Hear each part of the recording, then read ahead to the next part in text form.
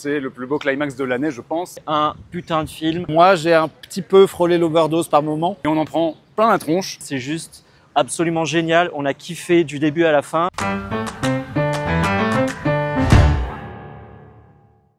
Internet, bonjour, on se retrouve à Annecy où tous les ans, les deux zozos avec qui je travaille vont voir plein de films, mais ratent souvent les vrais trucs bien, les films asiatiques, qui passent à côté. Et du coup, je suis venu cette année pour essayer de les remettre sur le droit chemin. Et on a bien fait, parce qu'on a commencé avec Into the Mortal World, qui est une grosse production chinoise qui est sortie là-bas a priori il y a 2 ans et qui débarque donc cette année en compétition en plus. Et donc Into the Mortal World, c'est une grande fresque de fantasy dans laquelle un immortel qui vit dans un espèce de panthéon divin, en fait, a été déchu parce que sa mère a trahi le clan et du coup, il n'est plus en odeur de sainteté parmi les siens. Et pour sauver son honneur, il va devoir descendre sur Terre et attraper, chasser 27 monstres, 27 créatures mythologiques pour essayer de les ramener et sauver tout le monde au passage. Et en faisant ça, il va croiser il va tomber sur une humaine qui, elle, est persuadée que son destin est divin et donc ça va créer une espèce de duo un peu improbable et on va suivre leurs aventures durant les 2h20 de ce copieux menu chinois qui est absolument délirant. Si vous êtes souvent sur Clomep, vous savez que moi j'adore l'animation chinoise, notamment ce que fait Light Chaser Animation et tout leur travail sur leurs figures mythologiques et sur leurs personnages qui ont évidemment toujours des pouvoirs délirants. On est complètement dans ce mood-là, mais on y va petit à petit. Le film pendant 1 heure est un vrai film d'aventure plutôt classique.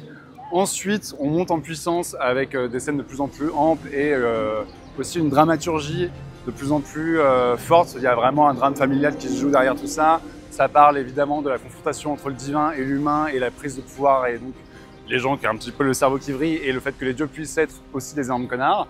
Et ça termine dans un espèce de climax complètement délirant. Moi, je pèse pas mes mots, c'est le plus beau climax de l'année, je pense. C'est 30 minutes de folie absolue. Si vous aimez Dragon Ball, si vous aimez les personnages qui volent dans les airs en s'en envoyant plein à la tronche, qui s'envoient des créatures mythologiques dans la gueule et tout ça, c'est délirant, c'est extrêmement bien animé. En plus, le film joue un peu avec différents styles d'animation. Et il arrive en plus à avoir plusieurs nuances, plusieurs tonalités. Il est assez drôle. Il y a notamment tout un truc sur ce personnage divin qui découvre la bouffe. Et les Chinois ont toujours eu un problème avec la gastronomie. Ils adorent en mettre dans tous leurs films, un petit peu comme ce que fait aussi le Japon chez Ghibli par exemple. Et là, il y a notamment une scène dans un restaurant qui est très marrante et qui donne faim. Tout le monde avait envie de manger de la fondue chinoise en sortant du film. Mais voilà, et voilà, la dernière demi-heure, en plus, le film fait un truc qui est assez rare, une espèce de vrai triple climax à la James Cameron, mais qui tient à l'écran et qui tient aussi en termes d'écriture et de dramaturgie. Donc c'est une vraie très bonne surprise. Moi, je pensais pas que ce serait aussi bien que ce que fait Light Chaser Animation ou quoi. Et j'étais ravi de me tromper. Et c'est un excellent spectacle, c'est drôle, c'est en plus un peu émouvant. Et on en prend plein la tronche. Donc on est tous sortis repus de ce film et très contents de ce que fait la Chine en ce moment. On a suivi Jean-Victor pour Into the Mortal World parce qu'il nous saoule un petit peu quand même depuis plusieurs années avec les films d'animation chinois. Et c'est vrai que là, on n'a pas été déçus. C'est un putain de film. C'est absolument génial. Pour l'instant, c'est le meilleur film que j'ai vu à Annecy. C'est évidemment toute la mythologie chinoise qu'on connaît dans les films d'animation. Alors ça a aussi, encore une fois, les mêmes défauts. C'est parfois un petit peu trop bavard, parfois un petit peu long.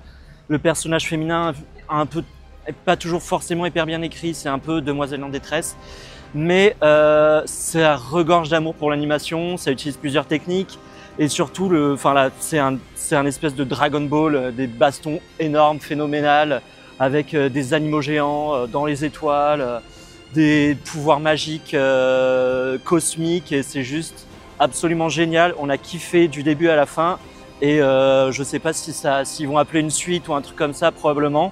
Mais en tout cas, on a hâte de voir parce que c'est top et le studio est mortel. Into the Mortal World, je vais sans doute être un petit peu moins enthousiaste que mes copains. C'était quand même un très chouette film. C'est vachement cool de voir que l'animation chinoise se lâche et profite de ce qui a été amené par le film live pour dépasser un peu et tout. Moi, j'ai trouvé ça un tout petit peu long sur la fin et un peu chargé. Mais si vous avez l'habitude de films comme Neza Reborn ou même Neza 2 qui est sorti récemment et qui a explosé le box-office, peut-être que vous êtes déjà dans ce truc-là où il y a quand même énormément d'effets visuels, il y a énormément d'effets de caméra, vraiment on sent que les mecs ils veulent en mettre une tonne. Et moi j'ai un petit peu frôlé l'overdose par moment, mais ça n'enlève rien aux qualités du film. C'est vraiment une chouette histoire avec des super personnages, c'est bien écrit, il y a plein de belles trouvailles. Ça commence un peu sagement et un peu facile, mais ça se termine dans une espèce de truc à la Dragon Ball Z et vraiment il y a un gros kiff. Donc voilà, on espère que ça sorte et que vous pourrez en profiter.